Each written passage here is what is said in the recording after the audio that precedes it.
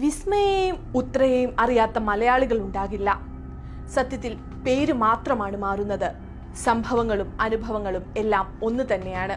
വിദ്യാഭ്യാസ മേഖലയിൽ ഏറ്റവും മുന്നിൽ നിൽക്കുന്ന സംസ്ഥാനമാണ് കേരളം. ഈ കേരളത്തിലാണ് കഴിഞ്ഞ 6 വർഷത്തിനിടെ 80 യുവതികൾ സ്ത്രീധന പീഡനം സഹിക്കാനാകാതെ ജീവനൊടുക്കിയത്.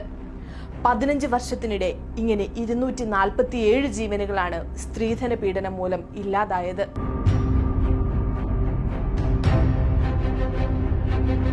വനിതാ കമ്മീഷന്റെ കണക്ക് പ്രകാരം കഴിഞ്ഞ 10 വർഷത്തിനിടെ ഏറ്റവും കൂടുതൽ സ്ത്രീധന പീഡന പരാതികൾ ലഭിച്ചത് തിരുവനന്തപുരം ജില്ലയിൽ നിന്നുമാണ്. 10 വർഷത്തിനിടെ 447 പരാതികൾ. സ്ത്രീധന പീഡനത്തിനൊപ്പം ഗാർഹിക പീഡനവും കൂടുതൽ തിരുവനന്തപുരത്ത് തന്നെ. 10 വർഷത്തിനിടെ 126 കേസുകൾ റിപ്പോർട്ട് ചെയ്യപ്പെട്ട വയനാടാണ് ഏറ്റവും പിന്നിൽ. എന്നിട്ടും പ്രബുദ്ധരായ മലയാളികൾ ഈ കണക്കുകൾ മനസ്സിലാക്കുന്നില്ല എന്നത് അമ്പരപ്പിക്കുന്ന കാര്യമാണ്. സ്ത്രീധനം വാങ്ങുന്നതും കൊടുക്കുന്നതും ശിക്ഷാർഹമാണെന്നിരിക്കെ എന്തുകൊണ്ടായിരിക്കും വധുവും വരനും വീട്ടുകാരും വീണ്ടും ആ തെറ്റ് ആവർത്തിച്ചുകൊണ്ടിരിക്കുന്നത് എന്ന ചോദ്യം നിലവിലെ സാഹചര്യത്തിൽ പ്രസക്തമാണ്. പൊന്നില്ലാത്ത കല്യാണത്തെക്കുറിച്ച് ചിന്തിക്കാൻ പോലും പ്രബുദ്ധരായ മലയാളികൾക്ക് കഴിയില്ല. പെണ്ണായാൽ പൊന്നു വേണമെന്ന വാചകം ഒരു പൊതുബോധം മാത്രമല്ല, മറിച്ച് മലയാളികൾ ആവർത്തിച്ചു കൊണ്ടിരിക്കുന്ന തെറ്റായ ശീലമാണ്. ഇന്നത്തെ കാലത്തും പെൺകുട്ടികളുള്ള വീട്ടുകാർ ചെറുപ്പത്തിൽ തന്നെ പെൺകുട്ടികളെ വളർത്തുന്നത് മറ്റൊരു വീട്ടിൽ പോകേണ്ടവളാണ് എന്ന ഓർമ്മപ്പെടുത്തലോടെയാണ്.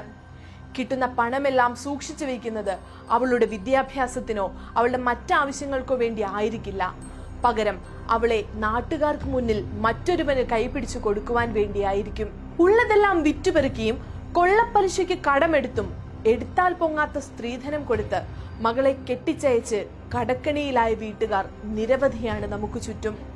ഇതറിഞ്ഞുകൊണ്ട് വീണ്ടും വീട്ടുകാർ ആ ബാധ്യതയെ കടമെന്ന പേരിൽ തലയിലെടുത്ത് വെക്കുകയാണ്. ഉന്നത വിദ്യാഭ്യാസം ലഭിച്ച കുറച്ച് പെൺകുട്ടികൾക്ക് പോലും മാനസിക ശാരീരിക പീഡനങ്ങൾക്ക് മുന്നിൽ പിടിച്ചു നിൽക്കാനാകുന്നില്ല എന്നതാണ് സത്യം. കാരണം അവൾ കേട്ടു വളർന്നത് ഭർത്താവിനെ അനുസരിച്ചു നിൽക്കണമെന്ന വീട്ടുകാരുടെയും നാട്ടുകാരുടെയും വേദവാക്യമാണ്. എന്നാൽ ഒരിക്കലും പെൺകുട്ടികൾ എങ്ങനെയാകരുത് എന്നതിന് ഉദാഹരണമാണ് ഈ പെൺകുട്ടികളും ഈ സംഭവങ്ങളും. ഒരിക്കലും പെൺകുട്ടികളെ സംബന്ധിച്ച് അവരുടെ മുൻഗണന കല്യാണത്തിനാകരുത്, മറിച്ച് സ്വന്തം കാലിൽ നിൽക്കാനും സ്വന്തം സ്വാതന്ത്ര്യം ആസ്വദിക്കാനും കഴിയുക എന്നതിനാകണം. പരിഗണനയും മുൻഗണനയും അവരുടെ ഇഷ്ടങ്ങളും സ്വപ്നങ്ങളും കഴിഞ്ഞിട്ട് മതി കല്യാണമെന്ന് പെൺകുട്ടികൾ മാറി ചിന്തിച്ചാൽ തീരുന്ന പ്രശ്നമേ ഈ ചെറിയ കേരളത്തിലുള്ളൂ.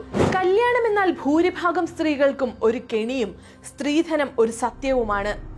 പെണ്ണിന് വീട്ടുകാർ കൊടുക്കുന്ന പൊന്നും പണവും ചെക്കന്റെ വീട്ടുകാർക്കും അവകാശപ്പെട്ടതാണെന്ന് പറയുന്ന സമൂഹം അത്ര പെട്ടെന്നൊന്നും മാറി ചിന്തിക്കാൻ സാധ്യതയില്ല. ഒരു ഉളുപ്പമില്ലാതെ മറ്റൊരാളിന്റെ വിയർപ്പ് അധികാരത്തോടെ കൈനീട്ടി വാങ്ങി തിന്നാൻ മടിയില്ലാത്ത ആൺവർഗമുള്ള ഈ നാട്ടിൽ വിവാഹത്തോട് അത്രയൊന്നും ആത്മാർത്ഥതയും സ്നേഹവും പെൺകുട്ടികൾക്കും ആവശ്യമില്ല. വിവാഹത്തെയും ഗർഭധാരണത്തെയും സംബന്ധിച്ചു പോലും സ്വന്തമായി തെരഞ്ഞെടുപ്പ് നടത്താൻ പ്രായപൂർത്തിയായ ഒരു വ്യക്തിക്ക് ഈ സമൂഹത്തിൽ എത്ര കണ്ട് സാധിക്കുന്നുണ്ട് എന്ന ചോദ്യവും ഈ സന്ദർഭത്തിൽ എടുത്തു ചോദിക്കേണ്ടതാണ്.